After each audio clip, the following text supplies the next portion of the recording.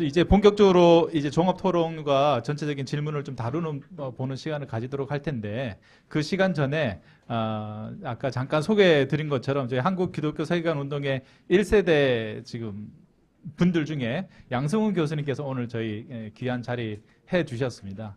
앞에 초기 수용사와 또 기독교 세계관에 끼친 여러 가지 영향과 한계와 뭐 이런 것들에 대해서도 지금 앞에 선 발제자들의 발표가 있었는데 그 무엇보다도 당사자셨고 초기부터 이 운동에 깊이 관여하셨고 뭐 지금까지도 사실은 여러 가지 책을 쓰시면서 영향을 주고 계신데 앞에 발표자분들의 발표를 좀 어떻게 들으셨는지 또 개인적으로 이 수십 년간 한국 기독교 세계관 운동을 몸담으시면서 드신 어떤 소회랄까 이런 것들에 대해서 짧게 한번 좀 말씀을 우리가 청해서 좀 듣고 저희들 통으로 하면 좋을 것 같아서요. 양성훈 교수님 한번 앞자리로 한번 모시겠습니다. 짧게 한번 말씀해 주시면 좋겠습니다.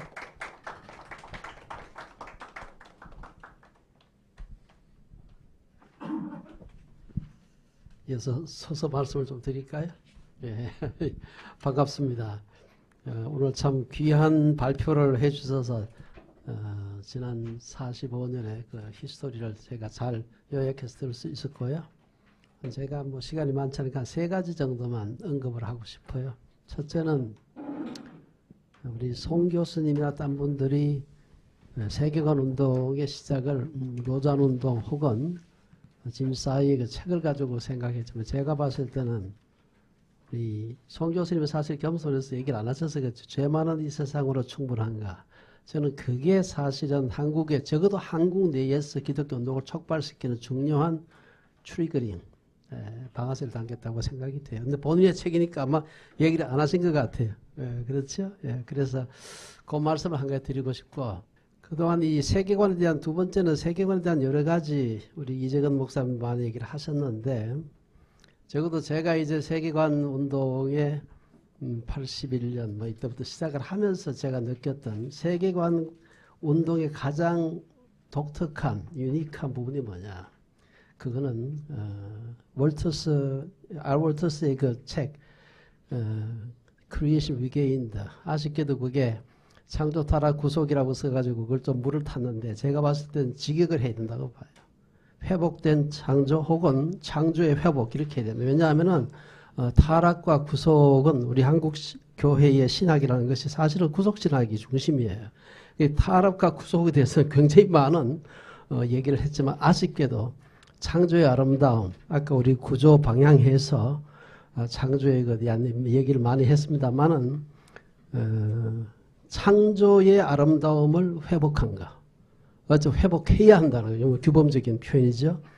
그게 가장 굉장히 다양한 측면이 있지만 이게 가장 중요한 측면이 아닐까 생각이 되고요.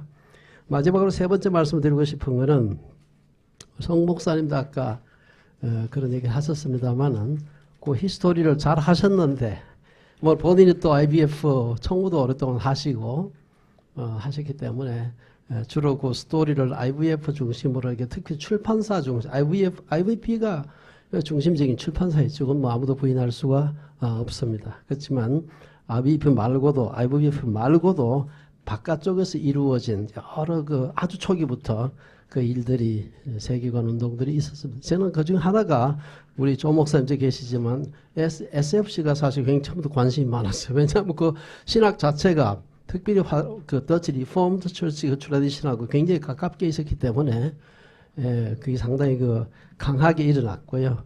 근데 이제 그런 부분들은 아무래도 송 목사님이 IVF 쪽에 몸담고 계시기 때문에 좀 빠진 것 같아요. 그런 면에서 2021년 제가 생각할 때는 한국 기독교 세계관 운동에 40년째 되는 해다 생각이 돼서 통합연구라고 하는 책에 제가 한국 기독교 세계관 운동 역사해서 제목은 조금 다를 겁니다. 조금 제가 길게 쓴 글이 하나 있습니다. 그게 당연히 IVP나 IVF가 굉장히 중심적인 역할을 하는 건 사실이지만 함께 했던 세계관 운동의 뭐 1세대, 2세대 하면 조금 이상합니다만은 그 함께 했던 여러 우리 교계의 그 SFC나 혹은 고신척뿐 아니고 했던 분들에 대한 얘기를 좀 적었습니다. 혹시 여러분들에게 도움이 됐으면 좋겠습니다. 감사합니다.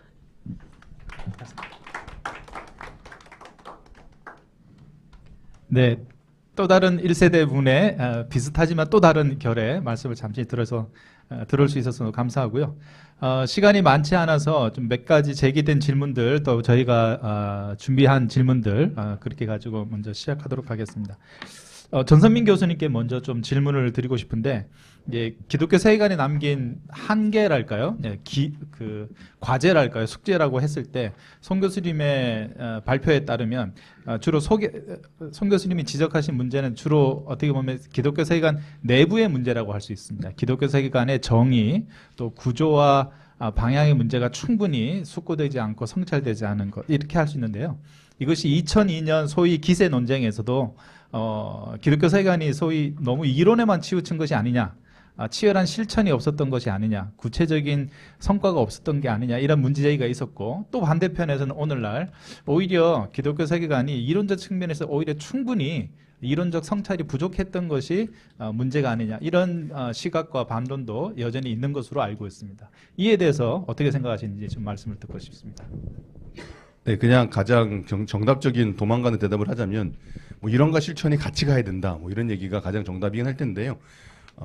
실제로 그 세계관에 관해서 이렇게 이론에만 너무 치우친 것 아니냐라는 문제 제기 때문에 이 표현을 쓰신 교수님께는 좀 죄송하지만 세계관은 삶이다라는 표현도 이렇게 자주 등장하거든요. 근데 이제 리더에 보시게 되면 세계관은 삶이다라는 표현이 갖고 있는 어떤 한계나 위험에 관해서도 이야기하거든요. 그러니까 실천만 남았다고 하는 순간 이론은 완결한 게 되는 거니까 그 이론을 다시 피드백해서 다시금 생각할 만한 여지가 안 생기는 거죠. 그래서 실천만 남았다라는 말이 갖고 있는 위험성도 굉장히 많은 것 같고요. 그런 면에서 이론적인 어떤 성찰과 이론적인 어떤 발전이 같이 가야만 실천도 의미 있게 가는 것 같고요. 그런 이론적인 논의가 없을 때 결국 하게 되는 건 뭐냐 하면 동어 반복을 할 수밖에 없는 거고, 동어 반복이 자주 되면은 이제 설득력이 떨어지니까 설득력이 떨어진 걸 올리기 위해서는 이제 목소리가 커지는 수밖에 없는 거죠. 그러니까 이론이 정교화되지 않으면 목소리가 커지면서 싸나워지게 되는 현상이 벌어지는 것 같아서요. 당연한 이야기입니다만 이론과 실천이 같이 가야 되고, 내가 실천을 하면서 이론이 부족함이 더하게 되고, 내가 그 피드백된 이론을 가지고 실천을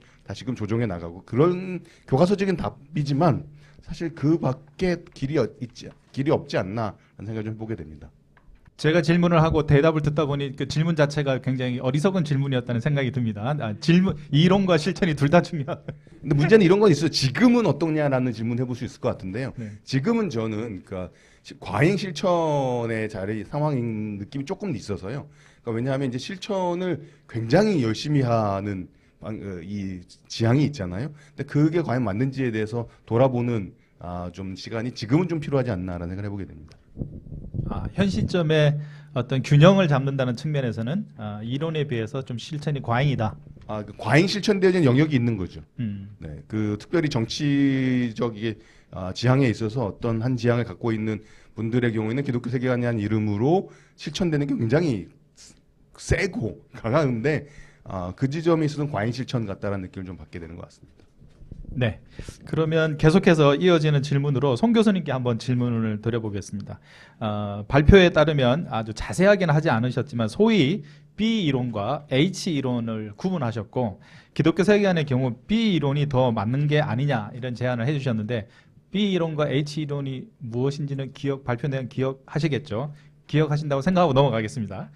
그럴 경우 이제 어떤 내용을 학습하는지가 사실 중요할 텐데, 그렇다면 교단적 입장이나 신학적 입장에 따라 좀 달라질 수 있는 게 아닌가. 결국 신학적 입장에 따라 기독교 세계관이 형성된다라고 할 수 있는데, 기독교 세계관이라는 것이 아까 프리테오레티컬, 전 이론적이라는 설명도 해주셨는데, 그럴 경우는 사실은 여기에 맞지 않는 게 아니냐. 오히려 신학이 먼저 결정되고 각 신학적 입장에 따라 세계관이 결정되는 게 아니냐, 이런 질문을 던질 수 있을 것 같고요. 이게 맞다면 그럼 결국 신학을 배우면 되지, 기독교 신학을 굳이 왜 해야 되는가? 신학은 목회자와 소위 말해서 전문 사역자들을 위한 거고, 기독교 세계관은 평신도들을 위해서 약간 열등한 2등 정도의 그런 것으로 전락하는 게 아니냐, 이런 질문도 가능할 것 같은데 어떻게 생각하시는지. 네. 전이론적 성격의 세계관하고 기독교 세계관은 이미 맞지가 않습니다. 아까 이미 표에서 얘기한 것처럼. 그러니까 그거는 질문할 필요가 이제 없는 거고, 그 신학을 배우면 되지 왜 굳이 기독교 세계관을 이제 공부해야 하는가 지금 여기 대해서 아주 뭐 자세하게 이제 말씀을 드리기는 쉽지 않지만 신학은 보통 오늘날 가르쳐지는 것을 염두에 둘 때 어떤 한 분야에 집중을 하게 됐어요. 뭐 예를 들면 신학교에서 뭐 기독교 윤리를 배운다든지 또 뭐 실천 신학을 배운다든지 또 선교학에 대해서 배운다든지 그러나 기독교 세계관은 세상을 총체적으로 보는 이것이기 때문에 어떤 신학 과목과도 구별이 되고 차별이 됩니다. 그러니까 제가 이제 이 문제를 가지고 좀 고민을 하게 된 것은 그 합신에서 가르칠 때 기독교 세계관을 선택 과목으로 오퍼를 했거든요. 근데 그것은 변증학도 아니고 조직신학도 아니고 기독교 윤리도 아니고 뭔가 이제 독립적인 그 theological discipline으로서의 위상을 생각을 해봐야 되는데 이것이 과연 옳은 것인지 그 독립 영역이 뭔지가 그렇게 명쾌하진 않았어요. 그러나 이제 그때 생각하고 지금까지 생각하고 있는 것은 온 이 세계를 온 세계의 총체적으로 이제 볼 수 있는 이런 것에 엠퍼시스가 있고 특징이 있다. 물론 이건 좀 더 발전시켜야 됩니다. 그렇긴 하지만 그런 의미에서 차별이 있기 때문에 신학을 공부한다고 아무리 해도 기독교 세계관을 저절로 배우는 것은 아니라 이런 뜻이 나오게 되죠. 물론 이제 좀 더 중요한 것은 성경신학과 기독교 세계관 사이의 관계, 조직신학과 기독교 세계관 사이의 관계, 윤리학과 기독교 세계관 사이의 관계, 기독교 교육과 기독교 세계관 사이. 저는 최소 이 네 분야가 굉장히 밀접하고 중첩이 되고 하는 면이 있기 때문에 이런 건 이제 앞으로 연구가 더 이제 필요한 이런 거라고 생각합니다.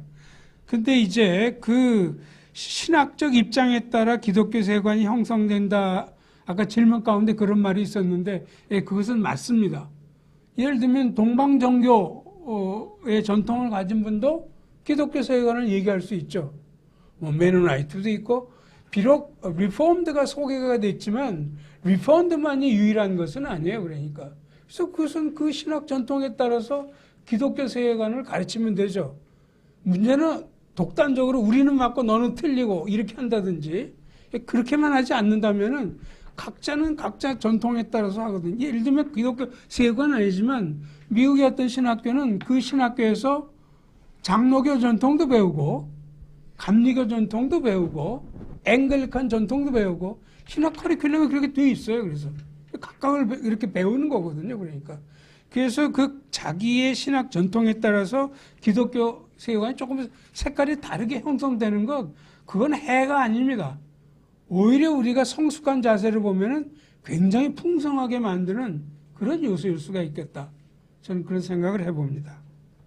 네, 이번에는 그 이재근 교수님께 한번 질문을 드려보겠습니다. 아까 발표 시간에 기독교 세계관의 어떤 한국까지 상황에서 전유되는 그런 과정들을 잘 소개해 주셨는데 그것을 기독교 세계관의 어떤 이데올로기화 혹은 오늘날 우리가 목도하는 것처럼 극우적 성격이 드러나게 된 어떤 결정적인 혹은 결정적이라고 하면 너무 좀 그렇지만 혹은 우리가 기억할 만한 시기 같은 것들이 있다면 혹은 사건이 있다면 혹은 어떤 인물이나 어떤 기관이 있다면 어떤 것들을 좀 결정적인 사건으로 혹은 기억할 만한 사건으로 좀 언급할 수 있을지 아까 발표에서도 좀 길게 설명해 주셨지만 그렇게 한두 사건이나 인물이나 시기로 이야기할 수 있을지 한번 질문 드려보고 싶습니다.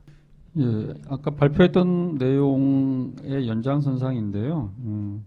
일단 이제 우리 같은 경우는 이제 미국의 영향 속에서 아무래도 전개가 좀 된다고 얘기를 이제 드렸는데 미국 같은 경우는 이제 아무래도 냉전 시대가 중요했죠. 그래서 미국이 이제 1945년에 전쟁 끝나고 나서 그 다음부터 이제 미국과 소련과의 소위 대결 구도가 되면서 기독교를 이제 강화하려고 했던 사람들이 기독교 정신을 미국 내에서 강화하려고 했던 사람들이 이제 소련과의 냉전 대결 구도 속에서 이제 그런 맥락들을 가져오고 결국에는 기독교 세계관이 이제 소위 반공의 어떤 프레임 속에서 이제 작동을 하게 되는 것들을 쭉 이제 보신 거죠. 그 다음에 또 뭐 정치적으로도 이렇게 연결되는 것처럼. 근데 우리도 사실은 이제 그 맥락이긴 한데 우리는 사실은 1980년대, 90년대 이전까지는 그것이 그렇게 드러나지 않았던 이유는 뭐냐면 우리는 이제 경쟁하는 체제가 없었으니까. 그때까지는 이제 문자 그대로 이제 한국 사회 자체가 정치적으로 철저하게 반공 사회였고, 그다음에 정치도 다 그런 사람들이 하고 있었고, 모든 이제 군사 정권이 그걸 해왔기 때문에, 그래서 이제 경쟁하면서 이제 드러내거나 하는 일을 할 필요가 없었던 거죠. 이미 그런 상태였으니까. 근데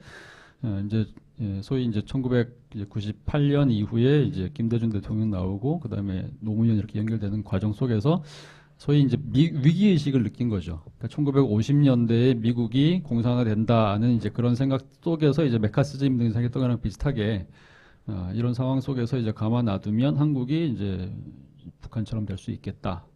소위 이제 종북의 세력에 넘어갈 수도 있겠다라고 생각했던 사람들이 이제 등장하죠. 이제 그런 사람들이 이거를 이제 가져다가 이제 미국의 맥락이랑 비슷하게 활용을 하게 이제 되는 거죠. 실제로 그래서 보면 아까도 말씀드렸지만 뉴라이트가 등장한 게 2004년이거든요. 이게 노무현 정부가 시작됐을 때라고 얘기할 수 있습니다. 그 다음에 그 이제 지금 현재 그 유명한 저기 광화문에서 활동하시는 이제 그런 제2 그런 분들 같은 경우는 원래는 1998년에 이제 청교도 영성 훈련어 이걸 시작을 했는데 그때만 하더라도 아주 강력하게 이렇게 소위 이제 그 광장 세력은 아니었죠. 모여가지고 이제 강의 내용은 그때나 지금이나 전혀 차이가 없습니다. 맨날 성령의 나타남이라는 단어를 가지고 이제 30년 동안 계속 똑같은 얘기를 하고 있는데 그때도 제가 강의를 들은 적이 있거든요. 어떤 기회를 통해서 제가 일부러 찾아간 건 아닙니다. 어떻게 듣게 된 거죠. 근데 그때 하는 얘기 1998년에 제가 들었던 얘기나 지금 들은 얘기 똑같아요. 근데 이제 그때는 그것이 광장에서가 아니라 그냥 모여있는 자기네들끼리 모여있는 일종의 이제 그 강당 내에서 이루어진 거였죠. 그러니까 이거 일종의 분리주의적인 거거든요. 근본주의자들인데 저희 근본주의자들이 그냥 모여가지고 자기네들끼리 개토 안에서 활동을 했던 거죠. 근데 그게 이제 광장으로 나오게 된 것이 노무현 정부 시대 이후부터고 이분이 이제 그냥 개인적인 한 이제 일종의 사조직 같은 영역에서 그 얘기를 하다가 한기총이라고 하는 소위 이제 공공성이 있는 장소의 대표가 되면서 그때부터 이제 광장으로 나오기 시작한 거란 말이죠. 그러니까 사회적으로 이렇게 한국 사회 자체가 이제 정치 사회적으로 변화하고 바뀌는 그 맥락 속에서 위기의식을 느꼈던 사람들, 이제 공포를 느꼈던 사람들, 그냥 놔두면 안 되겠다 생각했던 사람들이 결집하는 이제 구도가 만들어진 거고 그것이 이제 이후에 또 이렇게 잠시 소강 상태가 됐던 것은 이제 박근혜 탄핵 이제 됐다가 그 다음에 이제 다시 또 이렇게 문재인이 또 등장하니까 이제 또 나온 거죠. 그때부터 또 강경해졌잖아요. 그러니까 이제 이런 어떤 정치적인 상황들과 연결되는 맥락들이 결국에는 이제 그 한국식 근본주의 극우 세력들이 자리를 잡는 어떤 그런 계기들이 이제 그때그때마다 하나씩 부여가 되는 것 같아요. 그러니까 이게 사실 한국 기독교가 철저하게 고립된 집단이 아니라 고립을 얘기하는 것 같으면서도 항상 이렇게 연결되어 있고 한국 역사 속에서 항상 자리를 갖고 있는 거죠. 늘 그래왔던 것처럼. 그래서 그런 맥락 속에서 이제 변화된 상황들, 정치적인 상황들이 다 연결되는 것처럼 이렇게 느껴집니다. 네, 뭐 말씀 중에도 제의를 언급해 주셨지만 좀 플로어에서 질문하신 분들 중에도 이제 제의에 관한 질문들이 몇 개 있었는데 어느 정도 비슷하게는 좀 연결되는 것 같고 이걸 다 다루면 너무 제의에게만 질문이 집중되는 것 같아서 우리 그 유튜브에서 댓글로 질문 주신 분의 질문은 우리 전성민 교수님께서 대답해 주시면 좋을 것 같은데요. 결국 기독교 학교에 관한 질문입니다. 우리나라 이제 사립 학교들, 사립 대학 중에 85%가 이제 종교단체가 세운 그런 대학이고 그 중에 80% 이상이 개신교 관련 이나 개인이나 단체가 설립 혹은 운영의 주체라고 합니다. 기독교 대학 거의 대부분이 자신들의 교육 이념을 기독교 정신이라고 표현하고 있지만 사람마다 그 내용은 제각각입니다. 기독교 세계관이 과연 이러한 기독교 대학 혹은 기독교 학교의 교육 이념과 방식, 내용과 관련이 될까요? 어떨까요? 이런 질문을 주셨는데 얼마나 구체적으로 제가 답변할 수 있을지 자신이 없긴 한데요. 일단 원론적으로 가게 되면 기독교 대학이라는 개념이 시작된 것이 기독교 세계관의 영향이다. 라고 일단 말씀드리면서 시작할 수 있을 것 같습니다. 왜냐하면 아까 말씀드렸던 그 아브라함 카이퍼의 이야기, 특별히 거기서 나오는 영역 주권은 각각의 영역들마다 하나님께서 주권을 갖고 계시다는데 그것이 모든 영역을 하나님께서 다스리신다는 이야기를 넘어서 각각의 영역마다 하나님의 주권이 발휘되는 방식이 다르다라는 게 영역 주권이거든요. 그렇기 때문에 교육 영역에서 하나님의 주권이 발휘되는 방식은 다른 정치나 다른 공공의 영역에서 관여할 수 있는 방식이 아니다. 그렇기 때문에 교육에서 기독교적인 독특한 하나님의 주권을 드러내는 방식이 있다라는 이제 이론적인 토대가 세계관의 뿌리에 있다고 이해를 제가 하고 있거든요. 그래서 그렇기 때문에 기독교 대학이라는 것을 추구하는 그 틀 자체가 이미 카이퍼적인 어떤 사고의 영향이다라는 생각이 좀 드는 것 같고요. 근데 그거는 이제 그냥 전반적인 큰 그림인 것 같고, 말씀하셨던 것처럼 기독교 세계관이 기독교 대학의 교육 이념과 방식과 내용과 관련이 될까요? 너무 죄송합니다만 될까요?라고 질문하시면 됩니다. 가 답이 되는 것 같고, 이제 문제는 이제 어떻게요라는 말씀이 되시는 건데요. 저는 이 지점에서 아까 말씀드렸던 것처럼 일단 기본적으로 이렇게 기독교 세계관의 또 하나의 문제의식은 통합이라는 것 같거든요. 소위 말하는 신앙과 삶의 통합, 신앙과 학문의 통합이라고 얘기하니 여기서 그 기독교 대학의 교육 이념들 중에는 대부분 다 이제 신앙과 학문의 통합이라든지 어떤 나의 학문의 영역들을 기독교적으로 이해하겠다 혹은 분석하고 실천하겠다라는 것들이 결국은 기독교 세계관이라고 표현되는 거라 그런 식으로 표현되고 있는 것 같은데, 근데 저는 아까 모든 진리는 하나님의 진리다라고 말씀드렸던 것처럼 진짜로 기독교 세계관이 기독교 대학의 교육 이념에 영향을 미친다면 조금 더 자신감 있는, 조금 더 개방적인 태도들 또한 요구되어지고 필요하고 지향해야 되는 건 아닌가라는 생각을 좀 더 가지게 되는 것 같습니다. 제가 준비했던 슬라이드에 있는 표현이지만 같이 보지는 못했습니다만 자신감 있는 기독교 세계관이라는 표현이 있거든요. 이종철 기자님이 91년에 썼던 글에 보면 기독교 세계관이 왜 자꾸 배타적이 되느냐, 자신감이 없다라는 얘기예요. 그러니까 이제 진짜 자신감이 있는 기독교 세계관이라면 아까 읽었던 그 표현 그대로 다른 기독교, 좁은 의미에서 기독교 바깥에서 논의되어지는 진리와 논의들을 자신감 있게 포용하고 이해하고 수용할 수 있는 넉넉함이 가능하겠다라는 생각이 좀 들어서요. 그게 기독교 세계관이 기독교 대학의 교육 이념과 관련되어야 되는 어떤 제가 생각하는 방향이다라고 저는 생각을 해보게 되는 것 같습니다. 그래서 관련이 어떻게 될까요? 어떻게 되어 왔는가의 질문인지 어떻게 되어야 하는지에 대한 질문이 조금 제가 애매해서 저는 이제 이렇게 되면 좋겠다라는 식으로 제 생각을 좀 나눴던 것 같습니다. 동어 반복입니다. 동어 반복일 수 있겠습니다. 한마디만 더 하면 기독교 대학 혹은 심지어 기독교 학교, 그렇죠? 중고등학교들이 기독교 세계관이라는 이름으로 자꾸 단절되어지는 경향이 있지 않을까 싶은데 오히려 그렇지 않고 대화와 소통을 더 중시하고 그것이 가능하다라는 것을 알려주는, 그래서 우리 학생들의 세계가 개토화되지 않고 오히려 공공의 자리에 자신감 있게 나아갈 수 있도록 나갈 수 있다는 것을 확인하고 토대를 놓아주는 것, 그게 기독교 학교가 가져야 되는 기독교 세계관적인 이념이다라는 생각을 저는 좀 하고 있는 것 같습니다. 네, 기독교 대학 위주로 질문 주신 분은 주셨지만 오늘날 한국에서는 좀 많은 경우 또 기사화되고 있기도 한데 소위 말해서 기독교 대안학교들, 중등 과정의 기독교 대안학교들도 기독교 세계관이라는 이름으로 좀 많은 문제시가 되는 것 같기도 한데요.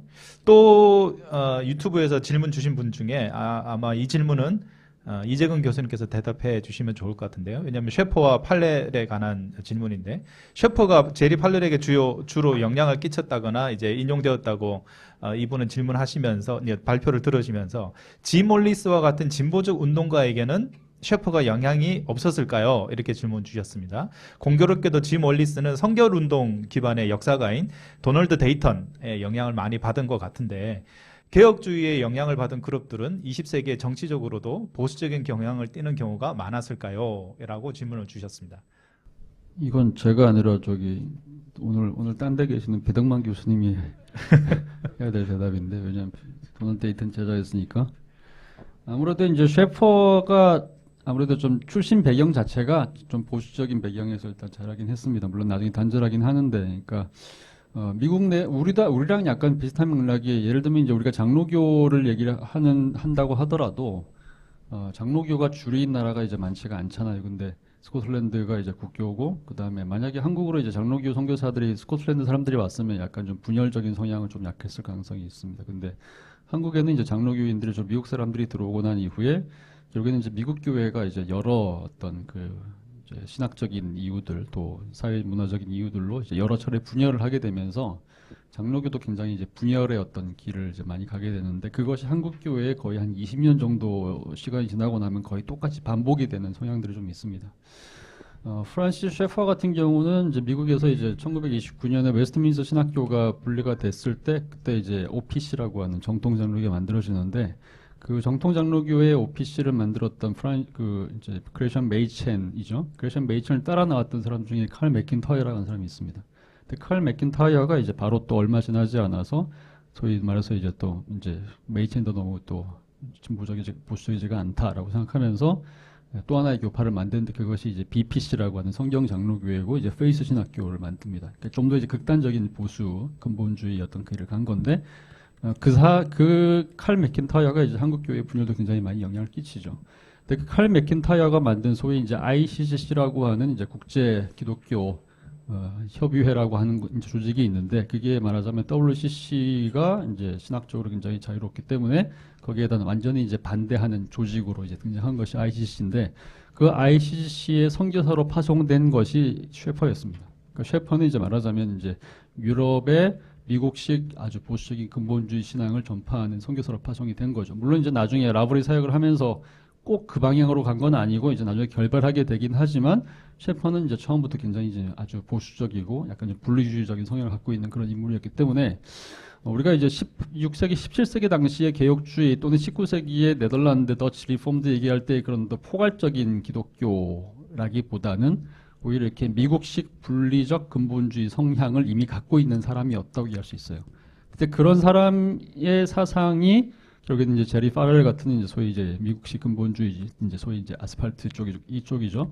그런 사람들과 연결되면서 결국에는 이제 미국식 근본주의가 갖고 있는, 그러니까 유럽과는 다른, 심지어는 아브람 카이퍼나 이제 화란 계열에 있는 사람들과도 다른 이제 근본주의적인 또는 이제 극우적인 이제 그런 색깔로 연결된 거기 때문에, 그런 점에서 이쪽 영향을 받지 않은 소위 이제 미국 내에 있는 뭐 선교운동 계열에 있는 사람들이라든지 감리교 쪽, 웨슬리안 쪽에 있는 사람들 또는 제세르파 이제 아나베프티스트요, 메노나이트 쪽에 있는 사람들은 이 라인을 따라가기는 쉽지는 않죠. 왜냐하면 정치적으로 이제 너무 특정 진영을 이제 강조하는 그룹이 된 거기 때문에, 그런 점에서 이제 실제로 1980년대에 이제 레이건의 등장, 뭐 이런 또 연결되는 오늘날의 트럼프까지 연결되는 이런 맥락 속에서 소위 이제 한 라인을 타게 된 거죠. 이제 그런 점에서 이제 같은 복음주의이지만 아까 이제 나왔지만 복음주의의 분화 얘기를 하면서 소위 이제 아주 보수적이고 이제 근본주의 형태로 가는 보수주의 라인이 어떤 면에서는 유럽과는 다른 형태의 미국식 이제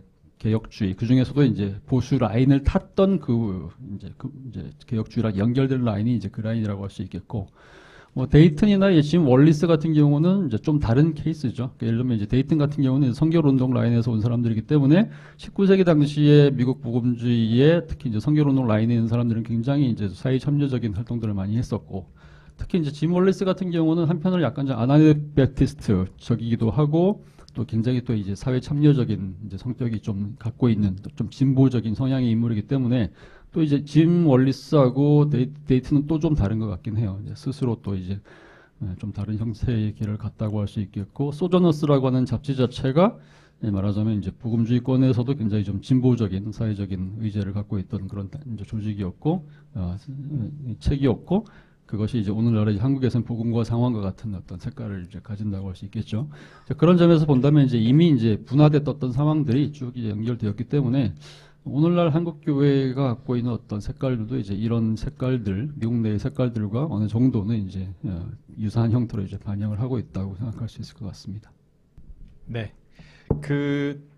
또 유튜브에서 그 댓글로 질문 주신 분들의 질문을 하나를 할 건데요. 이건 아마 송 교수님께서 답변을 해 주시면 좋을 것 같은데, 오늘날 보수적 정치 지향을 강화하는 기독교 우파가 한국 교회를 과잉 대표하는 상황이라고 합니다. 이번 질문에서는 이런 상황에서 한국 기독교의 건전성을 회복하는데 과연 기독교 세계관이 어떤 역할을 할 수 있을까요?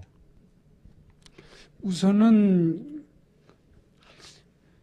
이 이데올로기 도구로서 그 기독교 세계관을 사용하는 경향이 이제 최근 들어서 점점 그 심화되고 있는 걸 저도 이제 목격을 했는데, 어떤 책을 제가 하나 샀더니 기독교 세계관, 그래서 샀더니 기독교 세계관이 아니고 뭐 누가 특정인을 제가 비난하는 것 같아서 뭐 말씀 안 되겠지, 전혀 딴 내용이더라고요. 그러니까 이제 그런 식으로 이제 도구화 이제 이렇게 되는 거죠.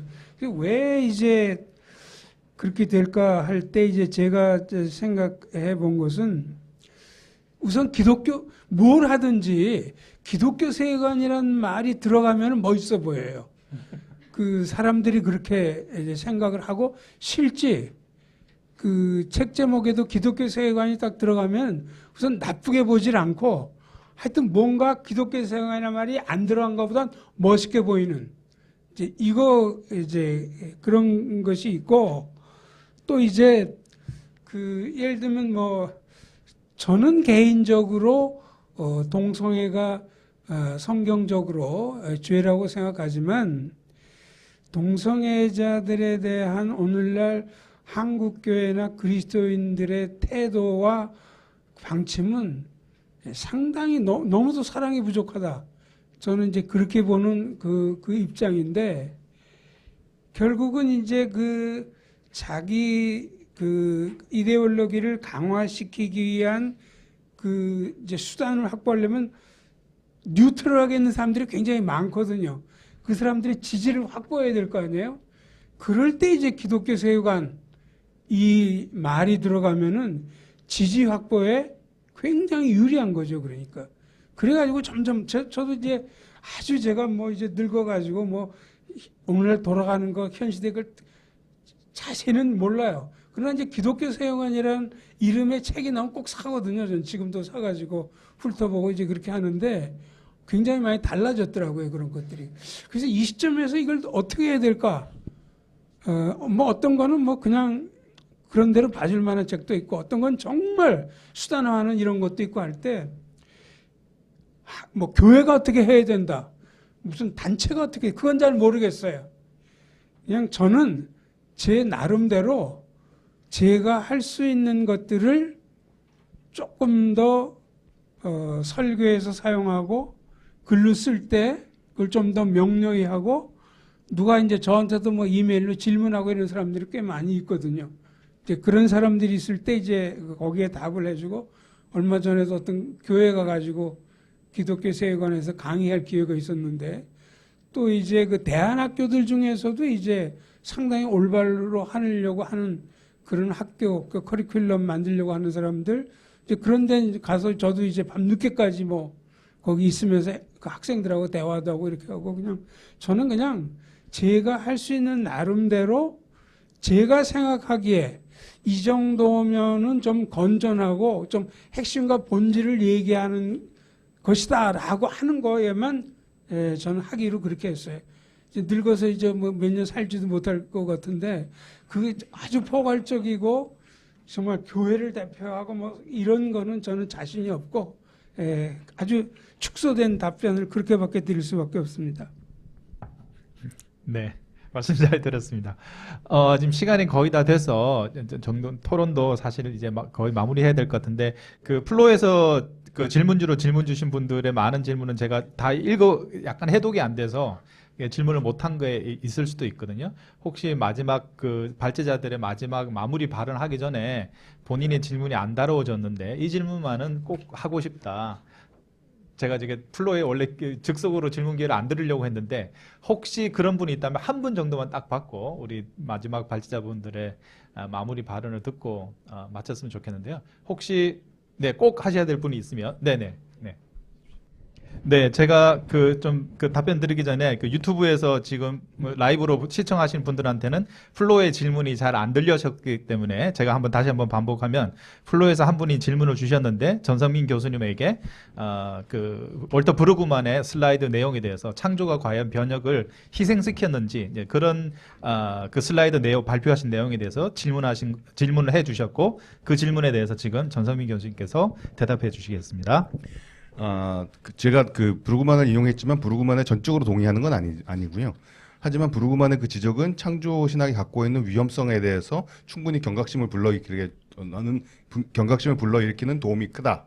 라는 말씀을 좀 드리고 싶었던 것 같고요. 그러면서 아까 말씀드렸던 것처럼 진짜로 우리가 창조 질서라는 이름으로 아주 단순하게 말하면 창조 질서라는 이름으로 실제 창조 질서가 아닌 권력의 질서를 정당화하는 일들이 우리가 안에 벌어지고 있다라는 사실을 저로 하여금 돌아보게 만드는 인용이었던 것 같고요. 흥미로운 건 뭐냐면 이 글은 이 글이 먼저 실렸을 거예요. 이 글에 관해서 그 하버드 티올로지컬 리뷰에 반응하는 글을 리차드 미들턴 교수가 쓰거든요. 리차드 미들턴 교수는 딱 이 얘기 반대로 말씀하셨던 식으로 얘기를 합니다. 자기가 자라왔던 환경 내에서는 창조 신학이 훨씬 더 변혁적이었고 자기를 묶어냈던 것은 구속 신학이었다라고 이야기를 하거든요. 그런 면에서 자기가 어떤 환경 속에서 자라고 어떤 신학적인 그 분위기 내에 있었는지에 따라서 창조 신학이 갖고 있는 힘에 대해서 평가하는 것은 얼마든지 다를 수 있다는 생각이 들고요. 저는 그래서 창조 신학이 갖고 있는 변혁의 힘 분명히 있다 생각을 하고, 사실 창조가 갖고 있는 가장 중요한 이야기 중에 하나는 모든 사람이 하나님 형상으로 지음받았다라고 세계관적인 개념에서 보편적 존엄성과 그러니까 인간이 얼마나 중요한지, 그리고 그 존엄함이 얼마나 보편적인지에 대한 얘기는 창조 신학에서 나오는 이야기잖아요. 그리고 그것을 얘기할 때 갖고 있게 되는 엄청난 힘이 있는 거죠. 지금 이 모든 사람들을 갖다가 그 줄 세우고 있는 이 세상 속에서는. 그런 면에서 저는 말씀하셨던 대로 변혁의 힘이 충분히 있다. 하지만 그것만 우리가 바라보고 있다 보면 창조라는 이름으로 생기는 억압을 우리가 간과할 위험도 있지 않겠는가라는 정도 생각을 하고 있는 것 같습니다. 네, 대답 감사합니다. 이제 시간이 거의 다 지났기 때문에 이제 마무리 발언하고 우리 마쳐야 될 것 같은데요. 마무리 발언은 우리 세 분 발제자님들께 각각 질문을 좀 드려보겠습니다. 오늘 이 자리가 이와 같은 두꺼운 책, 한국 기독교 세계관 리더 기억과 모색, 이 책의 출판을 기념해서 모인 자리 아니겠습니까?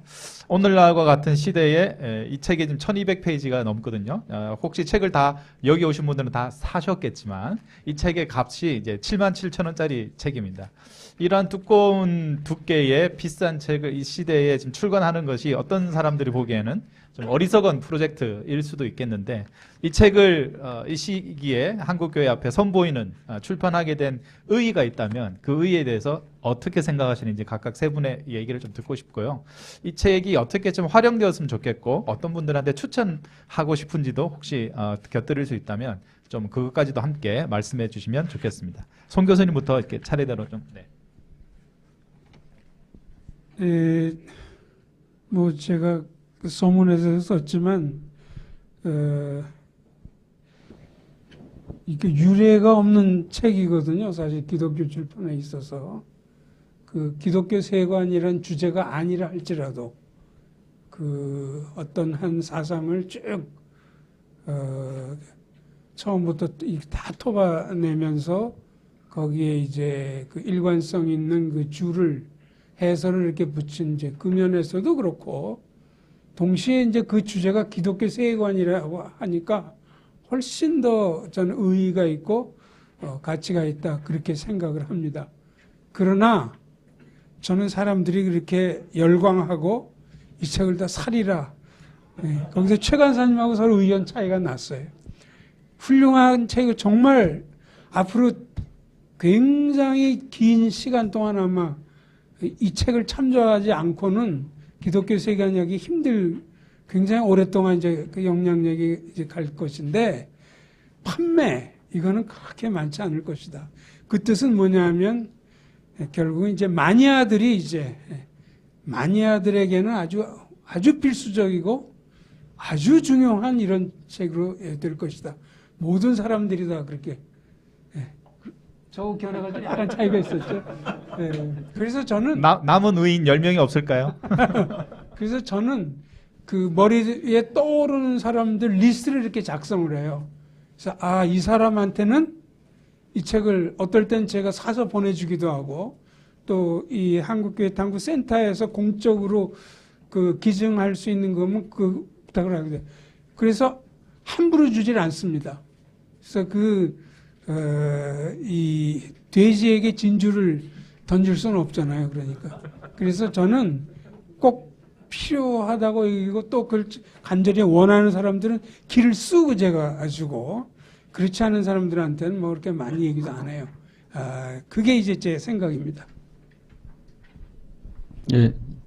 뭐 두 가지 일단 저는 이제 일단 부활했다는 게 제일 키워드인 것 같습니다. 일단 주제가 부활했다는 거. 왜냐면 기독교 세계관이 90년대 그렇게 막 뜨거웠고 누구나 다 사용하던 용어였는데 사실 기세 논쟁 그 어간에 약간 좀 소강이었거든요. 그러다가 이제 오히려 기독교 세계관 용어를 거의 지난 한 10여 년 동안 거의 사용하지 않았던 것 같아요. 별로 많이 사용하지 않는데 물론 이제 세계관 이제 대학원에 계시는 이제 정 교수님은 이제 부활시키는데 큰 기여를 하셨지만 어쨌든 이제 요즘은 좀 소강이었기 때문에 별로 이렇게 사람들이 많이 얘기 안 하는 그런 주제였는데 우리한테 굉장히 중요한 주제였던 거죠. 근데 그걸 다시 주제로 부활시켰다는 게 일단 제일 중요한 것 같고요. 첫 번째. 두 번째 부활은 문헌의 부활입니다. 그러니까 아시다시피 여기 이제 들어있는 문헌이 거의 뭐 수백 개의 문헌이죠, 그죠? 수백 개. 아, 그렇습니까? 수백 개는 아니거든요. 어쨌든 70개.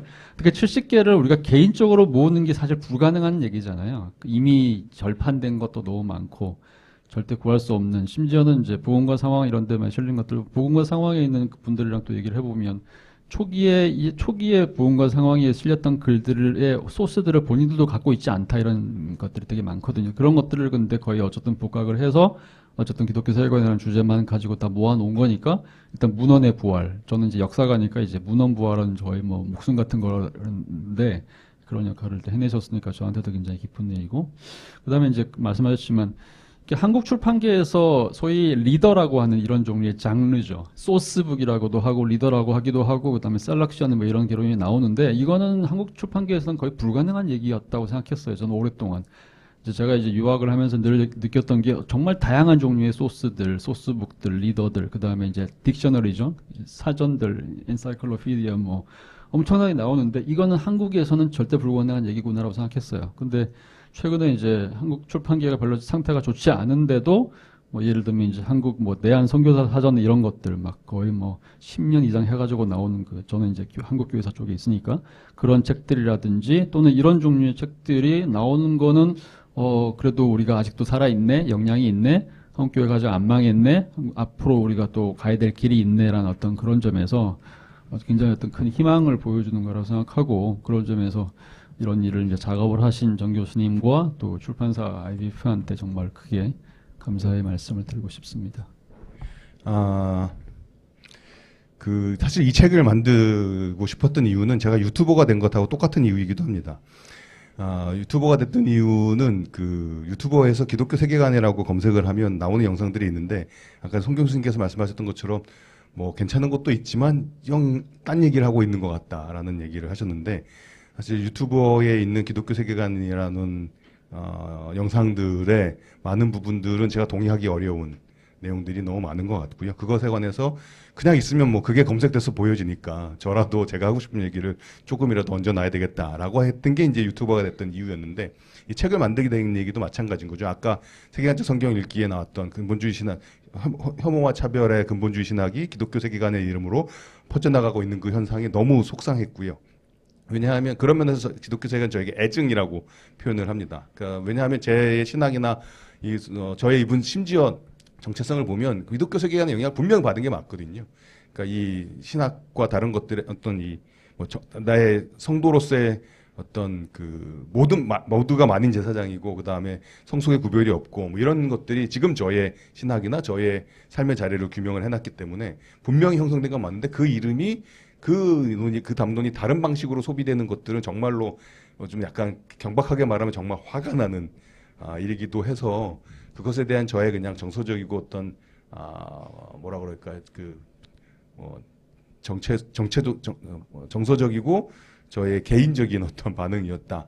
어떤 존재론적인 반응이었다라고까지 말씀드릴 수 있을 것 같았습니다. 그래서 개인적으로는 그것을 정리하고 그것이 아니라 이것이 우리가 이야기했던 기독교 세계관이다라는 것들을 좀 다른 분들의 글을 통해서라도 좀 확인해보고 싶었던 것이고 어쩌다가 이 자리까지 왔을까를 좀 짚어보고 싶었던 것 같고 그래서 이제 보시게 되면 오늘 이야기했던 주제들을 살짝 엿볼 수 있는 뭐 뉴라이트 세계관의 문제라든지 또는 이제 약간씩 지금 우리의 고민되는 세계관의 실천의 씨앗이 이렇게 약간씩 보일 만한 글들도 약간씩 그 안에 담아놨던 것 같고요.